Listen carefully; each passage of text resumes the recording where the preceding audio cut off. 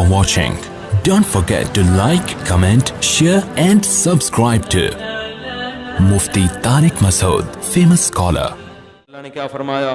وَلَا تَجَسَّسُوا، لوگوں کی ٹوہ میں نہ گھسا کرو کون کیا کر رہا ہے، کس کے گھر میں کیا ہو رہا ہے. آپ آج وہاں کیوں بیٹھی ہوئی تھیں اور جو ہے نا وہ اس بالکنی میں کھڑی ہوئی کیوں جھانک رہی تھی، اس کے موبائل میں یہ ایک دم ریٹرن کر کے گھنٹی بجی ہے تو اس میں چھپا کیوں نہیں آئی یوں کر کے موبائل. یہ بھی ہوتا ہے گھروں میں. بعض دفعہ کوئی فون آتا ہے کسی قریبی دوست کا، آدمی ڈر جاتا ہے کہ گھر والوں کے سامنے بات نہیں کر سکتا، بھائی میں یہ دوست گالیاں دے گا، کوئی پیسوں کا جھگڑا. اب آپ نے یوں موبائل کر دیا بیگم کا پھڈا شروع. یعنی مفتی صاحب کے بیان میں بھی بیٹھتے ہو، چار چار شادیوں کی باتیں بھی سنتے ہو، موبائل کو گڑش بھی کر دیتے ہو. اس کا مطلب دال میں کچھ کالا کالا ہے. ایسے ایسے بے گناہ آدمیوں کے پھڈے ہوئے ہیں نا، وہ کچھ بھی نہیں تھا.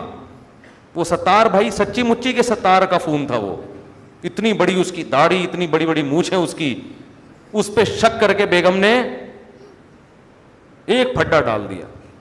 تو بھائی موبائلوں میں مت گھسو ایک دوسرے کے. ہاں اگر خود سے کوئی ایسی چیز پتہ چل جاتی ہے پھر تحقیق کرنے کی اجازت. جب تک نہیں ہے ایک دوسرے کے بارے میں اچھا گمان رکھو کہ بھئی یہ بھی ٹھیک ہے اور میں بھی ٹھیک. تو تجسس، ٹوہ میں گھسنے کی آج سب سے بڑی مثال ہے.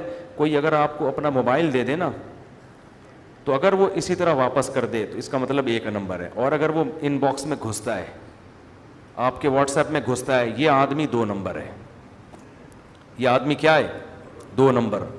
اللہ نے تو کسی کے گھر، حدیث میں آتا ہے جو کسی کے گھر میں جھانک لے، صحیح بخاری کی حدیث ہے، کسی کے گھر میں جھانکا اس نے خالی اور اس نے اٹھا کے آنکھ پہ پتھر مارا، اس کی آنکھ پھوٹ گئی.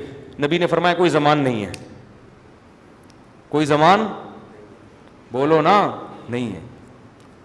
یعنی آپ نے گویا کہ اجازت دی ہے کیونکہ تمہارے گھر میں جھانک رہا ہے تو اٹھا کے، اتنا بڑا جرم کر رہا ہے وہ. کیوں؟ وہ آپ کی پرائیویسی میں دخل اندازی. اور یاد رکھو باپ کو بھی اجازت نہیں ہے کہ اپنی اولاد کی پرائیویسی میں گھسے. کیسے کیس آتے ہیں، بچہ کمرہ بند کر کے انٹرنیٹ دیکھ رہا ہے، ابا نے دھاڑ کر کے دروازہ کھولا اور بچہ رنگے ہاتھوں پکڑا گیا. یہ غلط ہے، یہ جائز بولو نا نہیں ہے. بھائی بیٹے کے راز پہ کیوں مطلع ہو رہے ہو؟ وہ گناہ کر رہا ہے، ٹھیک ہے، اس کا طریقہ اصلاح کیسے ہوگی؟ اصلاح کا طریقہ یہ ہے کہ آپ بیٹے کو بول دو کہ بیٹا میرا تمہارے بارے میں اچھا گمان ہے، تم کوئی غلط کام نہیں کرتے، لیکن دیکھو گھر میں ایک اصول بنایا ہوا ہے، کنڈی لگانے کی کسی کو اجازت نہیں. کیونکہ میں بھی بغیر کنڈی لگائے بیٹھا کرتا تھا. میرے ابا نے بھی یہ قانون بنایا ہوا ہے، کنڈی لگانے کی، انٹرنیٹ دیکھنے کے لیے کنڈی کی لگانے کی اجازت نہیں ہے. اور بیٹا اگر تم نے دروازہ بند کیا تو میں کسی بھی وقت دھاڑ کر کے کھول سکتا ہوں، پھر حالات کے ذمہ پہلے بتا دو اس کو، میں کسی بھی وقت دروازہ کھول سکتا ہوں. خفیہ کیمرے جب لگاؤ تو بتا دو کہ یہاں کیمرے لگے ہوئے ہیں. یہ بہت بڑی غلطی ہے کہ آپ کسی کے گناہ پر مطلع ہونے کے لیے چپکے سے کیمرے لگا دو اور پھر دیکھو یہ کیا کر رہا ہے. اس کی اجازت نہیں ہے، کیونکہ گناہ پر سزا دینا بھی اللہ کا کام اور پکڑنا بھی اللہ کا. آپ خدا بننے کی کوشش مت کرو، اچھا گمان رکھو سب سے. آپ کے اندر بھی تو بہت سے عیب ہوں گے، آپ چاہتے ہو کہ وہ لوگوں کو نہ پتہ چلے، تو دوسرے کے عیب میں کیسے گھس رہے ہو؟ نہ عورت کو اجازت ہے کہ اپنے شوہر کے کمرے میں دھاڑ کر کے گھسے اور دیکھے کہ یہ کیا کر رہا ہے، نہ مرد کو اجازت ہے کہ بیوی کے کمرے میں دھاڑ کر کے گھسے اور دیکھے کس سے بات کر رہی ہے. اگر شک ہے تو پہلے اطلاع دے دو. پہلے کیا کرو، بیوی کو شوہر پہ شک ہے پتہ نہیں کیا کر رہا ہوتا ہے تو پہلے بتا دے بھائی کنڈی لگا کے نہ بیٹھے کریں، مجھے عجیب سا لگ رہا ہوتا ہے کہ پتہ نہیں کیا کر رہے ہوگے آپ بیٹھ کے یہاں. اور اگر اب بھی کنڈی لگائی نا تو حالات کے ذمہ دار آپ ہو. اس کو پہلے بتا دو، اچانک نہ کرو. ہمارے حضرت نے نا طلبہ کو چیک کرنے کے لیے اوپر دیوار میں ایک سوراخ کیا ہوا تھا، وہاں سے طلبہ کو دیکھتے تھے کیا کر رہے ہیں، لیکن پہلے بتا دیا تھا کہ دیکھو میں یہاں سے جھانک رہا ہوتا ہوں، ٹھیک ہے، تم لوگ کو دیکھتا ہوں کیا کر رہے ہو.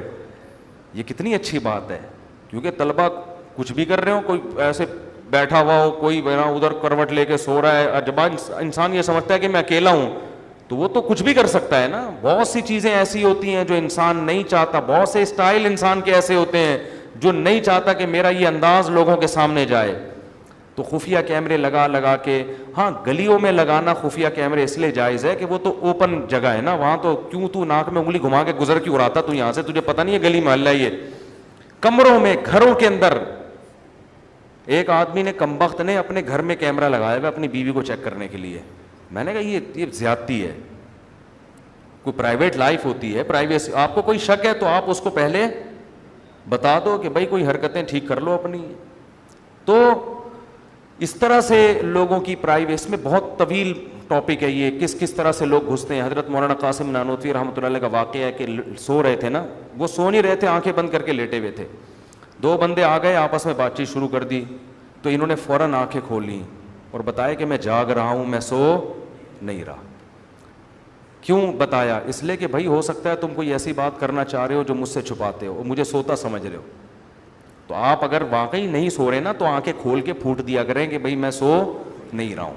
ہمارے یہاں کیا ہوتا ہے, جاگ بھی رہا ہوتا ہے تو آنکھیں بند کر کے خراٹے لینا شروع کر دیتا ہے کہ ایسے بن جاؤ گہری نیند سو. پھر دیکھو یہ باتیں کیا کر رہے ہیں. نبی نے فرمایا 2 آدمی اگر بات کر رہے ہیں چپکے سے, تیسرے نے اگر کان لگا کے سنا تو آپ نے فرمایا اللہ قیامت کے دن اس کے کان میں پگھلا ہوا سیسا ڈالیں گے.